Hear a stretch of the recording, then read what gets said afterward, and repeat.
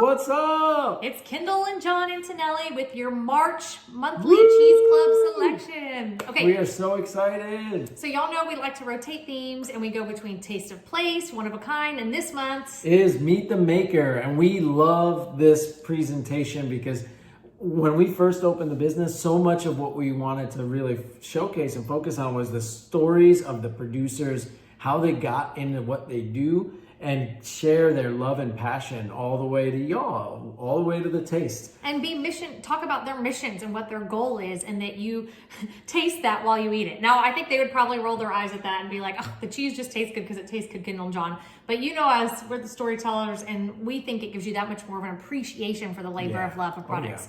So we are going to the Northeast Kingdom of Vermont and Jasper Hill Farm. So Jasper Hill Farm is a working farm. That means they have their own animals. They are a dairy and creamery where they make their own cheese on site. So that makes them a farmstead cheesemaker. And then something actually pretty unique and special to them is that they also have their own aging facilities on the property. So that's the cellars at Jasper Hill. And they blew out the side of a hill and brought in experts and world's leading cheese affineurs or agers from France, and consulted to build out this really amazing state-of-the-art aging facility that we all dream about and all covet, and really the first of its kind here in the United States. So they do all three of those things. Will you tell us about their story a little bit? Yeah, so Andy and Matteo Keeler are brothers, and they were living up in the Northeast, and they had, as kids, grown up going to this town of Greensboro for, I think, the summer. And they loved it there. And they noticed that as they got older, that the town and the economy were sort of slowing down and people were moving away. And so they felt this real attraction to that place, to that very special place. And so they decided together that they wanted to do something unique and create a business together. So they moved back to Greensboro, and they actually started by attempting to make tofu. I believe it was tofu. I don't know. Mushrooms. Did they ever actually do it, or was it just a business plan? It was a business plan, and it just didn't work out. And eventually, they landed on cheese. And the creamery that they built was actually underneath the house of one of the houses that they lived in, and a part of it basically. And so they had brought in these amazing Ayrshire cows because they like the fat globules in the milk. Because as many of you already know, not only the species of animal, but the breed matters. And so it was very important to them to have these Ayrshire cows. And so they really worked hard. They spent a lot of time trying to really revitalize the economy and kids were moving away, and what could they do to really showcase Vermont's working landscape and the agriculture of Vermont, keep people there, give people a reason to be connected to the mission, and build it up and really create more of a thriving community instead of one that was dying. And so they have done remarkable. I remember the first time I heard about them was this little cheese called Constant Bliss. It was a little soft ripened cheese. You remember that? It was a magnificent little beauty. When we first started getting into this. And now they have this whole amazing catalog of great cheeses. And another thing that they do to get up and running and to live that mission is to buy cheeses from other regional cheesemakers, and then they'll do the aging for them. And so that's one of the barriers to entry for folks to have aged cheeses, is that you have to have the location, you have to invest in it. You basically your cheeses have to pay rent somewhere, and then it takes a lot of skill and expertise to really bring these cheeses to their full potential. And so they do that. They collect cheeses made locally and age them in their caves. How does that help a small cheesemaker? They will actually provide money, buy the product from them so that they can actually have cash flow to buy new raw materials and ingredients. And that actually came about, all of that, as a partnership with Cabot Cooperative, a large cooperative in Vermont making block cheddars. They wanted to go ahead and make a cloth-bound cheddar, but they didn't have the skill set or the understanding of how to do that. And so what they partnered with one cheese company, and it just didn't work out. And then they approached Andy and Matteo, and they asked, hey, can you guys help us figure this out? And they said, we sure can, but we're going to choose the farm. We're only going to source milk from one place. We're going to source the best milk we can get from your cooperative. And then we are going to we're going to manage the aging process. And they did, and it ended up winning Best in Show at the American Cheese Society. And now that has what's Cabot funded. cloth bound cheddar. So made Yeah. by Cabot and then wrapped and aged by sellers at Jasper Hill. And it's that helped fund then this beautiful affinage facility, which we'll talk about. And they've gone on to win other awards. Yeah. So some of that, but they've won Best of Show again at the American Cheese Society. They won World's Best Unpasteurized Cheese, which we get to talk about. So with that, I think we should dive in to talk about some of the cheeses, but definitely look up their story. This is one of those that is easy to look up online because if you also YouTube, they have how they make this cheese, little Harbison. They have some great videos and great content about what they do, why they do it, gorgeous photos. They've sent cheeses into space. They have this gorgeously painted barn. And so it's just a great story to follow. There is a link on your menu card if you type it in. I know it's long, but it's a virtual tour of their aging facility. And so that's super cool. Which we, as you know, you look at these cheeses, we always say we see names and faces. And John and I are thrilled to have visited Jasper Hill Farm, who hosted us. We just found out I was pregnant, and it was challenging in my first trimester. I was sick through all 3 trimesters, so I did not get the same experience you did when we visited. I was more watching cheese making from outside and roaming with the pigs who eat the leftover whey. They do as much as they can sustainably and regeneratively and putting back into their land. But it's somewhere that we, to be completely transparent, we call them good friends, and we love what they do, and we also fanboy out on it. Which is why we have selected them today for this, because we think they're amazing. And this little ditty, this Harbison, this is actually the cheese that I got to make with them. You were too sick to come into the cheese room that day, but I got to make Harbison, which I believe is won Best of Show somewhere. It's won a Blue Ribbon. Blue Ribbon for sure. It's a highly awarded cheese. And these bark wrap cheeses, you'll notice some bark on the outside, are a really special category of cheeses. There can be a soft ripened bloomy rind, or with that orange rind, they could be a washed rind. And what they do, this bark comes from the cambium layer of the tree. It's sort of like just under the bark layer. It's like almost like the skin. And so they actually harvest these. They bring in individuals from France that have this skill set and technique down, that have been doing it for generations. And they find felled trees around the property of their farm, and they harvest this wood that they'll use on their cheeses. They actually have 2 cheeses that are bark wrapped, the Harbison and Winnemere, which is their washed rind version. Which won the Best of Show. Which won Best of Show. And the way that we recommend eating these Wait, I'm not ready for the to recommend eating it. First of all, as you keep petting our cheese over here, I'm rubbing on the mold. I want y'all to look. There's beautiful mold all around it. So you have this soft ripened bloomy rind mold on the top, but you also have this gray molds growing around the spruce, and both are just an amazing part of this cheese. This is Harbison, named after Anne Harbison, who's considered the grandmother of sorts of Greensboro, Vermont, which is nearby the creamery and the farm. So named after Anne Harbison, this is the Harbison little spruce wrap cheese. It is a pasteurized cow's milk. And now I'll let you show them how they can cut into it. It has been awarded a Best in Show, which is which is on their label. Lover's Quarrel. John was like, I'm gonna prove you wrong, girl. It is not, but it is a Best of Show at the American Cheese Society. So I'm not sure which one this one is. And so, the way you want to approach this, let it come to room temperature. You want it to Ours feel... has been sitting out an hour or so. Yeah, or 2. You want it to feel gooey on the inside when you press down on it.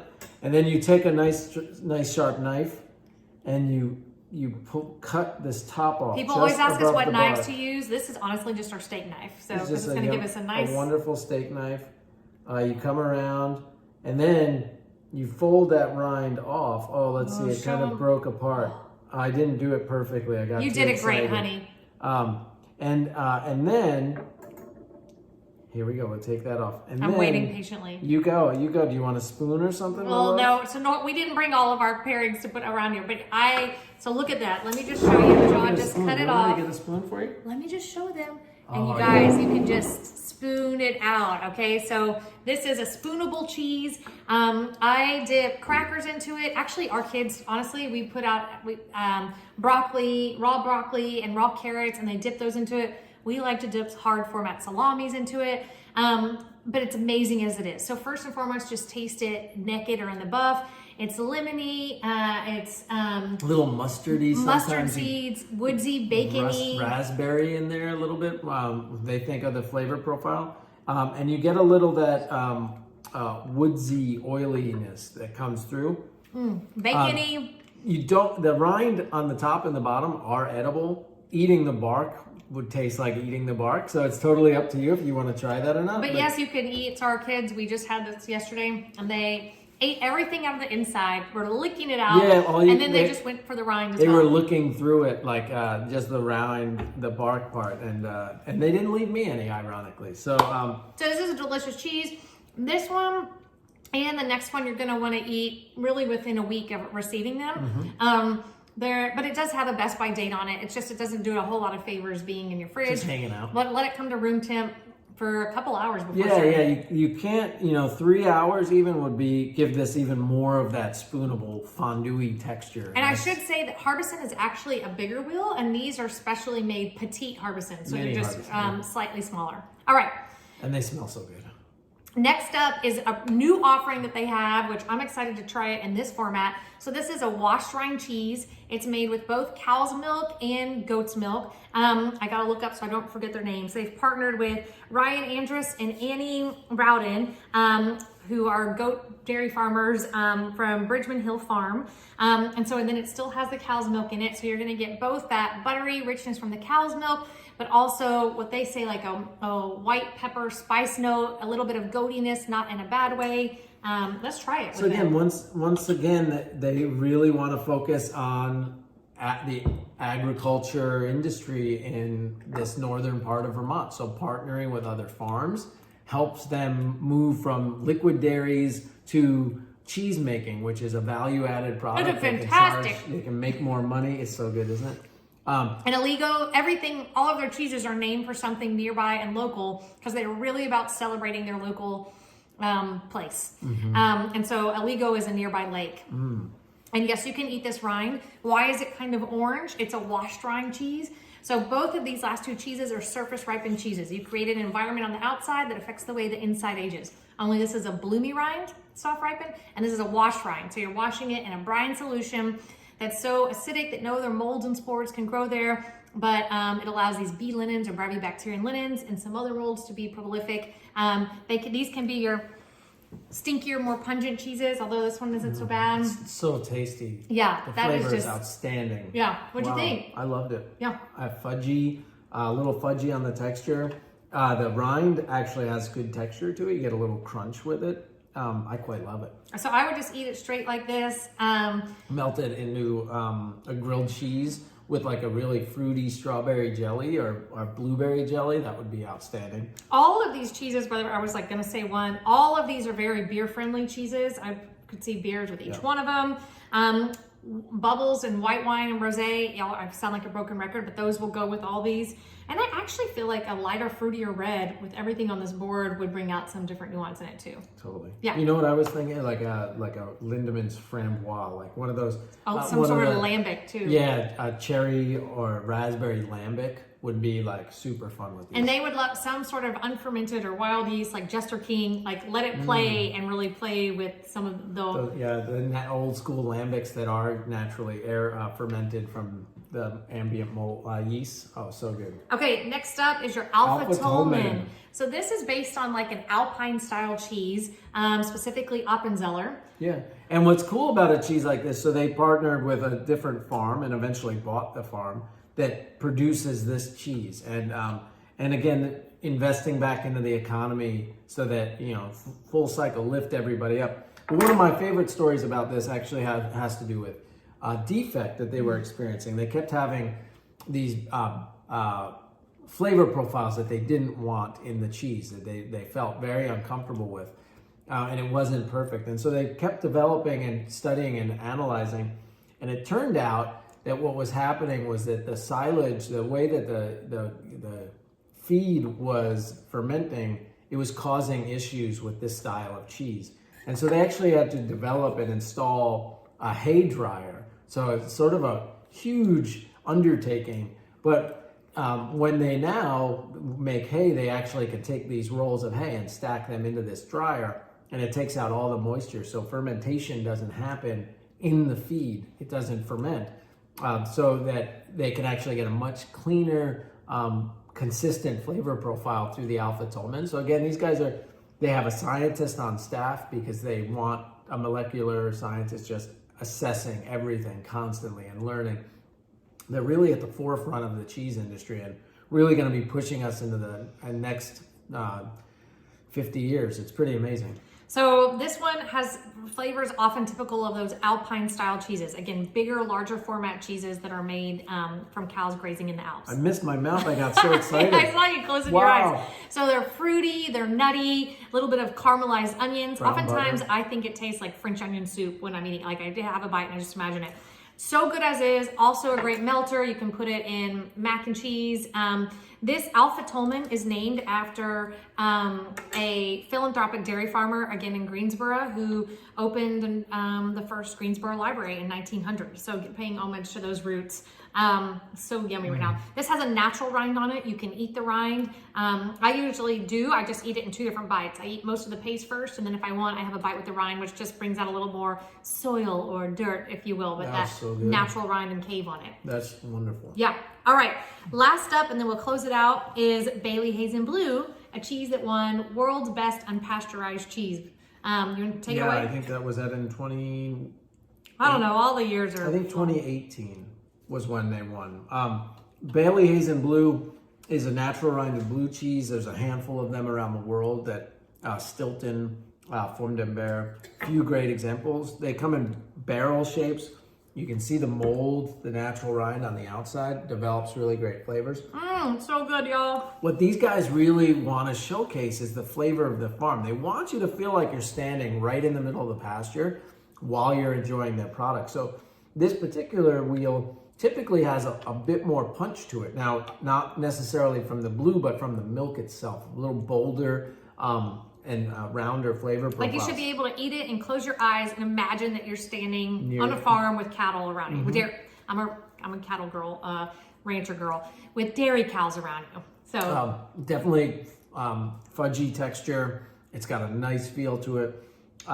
This is just a showstopper cheese. When you get a good one, it's got these little chocolatey bites. Look, I want to show you, profiles. if you take our 101, you know that blue cheeses get their veining because they're pierced on the outside, and that mold that's already present is aerobic, and that's what allows it. So look, you can see where this needle went in and made that vein right there all the way down, allowing it to mold. So the name comes from the Bailey Hazen Road. It's a military road that existed in Vermont.